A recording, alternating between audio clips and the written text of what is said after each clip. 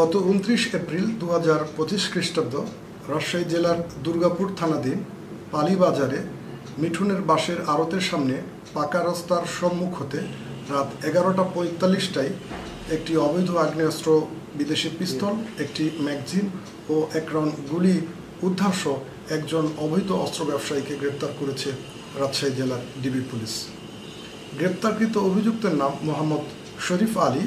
মোহাম্মদ শরীফ আলী রাজশাহী জেলার পুঠিয়া থানাধীন পুঠিয়া রাজবাড়ি গ্রামের মোহাম্মদ হেকমত আলীর পুত্র।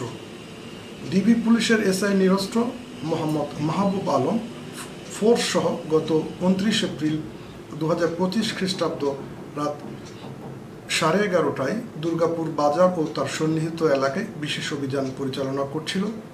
তারা গোপন সংবাদের ভিত্তিতে জানতে পারেন রাজশাহীর বাঘা থানার দুর্গম চর হতে একজন ব্যক্তি অবৈধ অস্ত্র বিক্রয়ের উদ্দেশ্যে দুর্গাপুর থানা হয়ে নাটোর জেলার নলডাঙ্গা থানার দিকে যাচ্ছিল।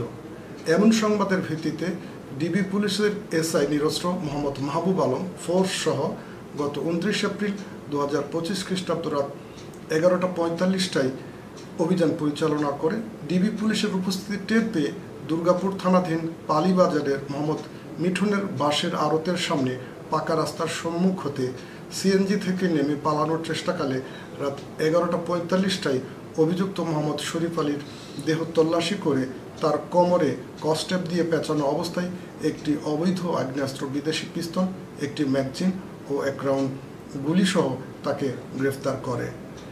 এই অস্ত্র উদ্ধারের ঘটনায় গ্রেপ্তারকৃত অভিযুক্তের বিরুদ্ধে দুর্গাপুর থানায় অস্ত্র আইনে একটি মামলা রুজু হয়েছে। এই অস্ত্র উদ্ধারের ঘটনায় অন্য কেউ জড়িত আছে কিনা সে বিষয়ে আমরা তদন্ত করে দেখছি। অন্য কারো সম্পৃক্ততা পাওয়া গেলে তাকেও আইনের আওতায় নিয়ে আসা হবে।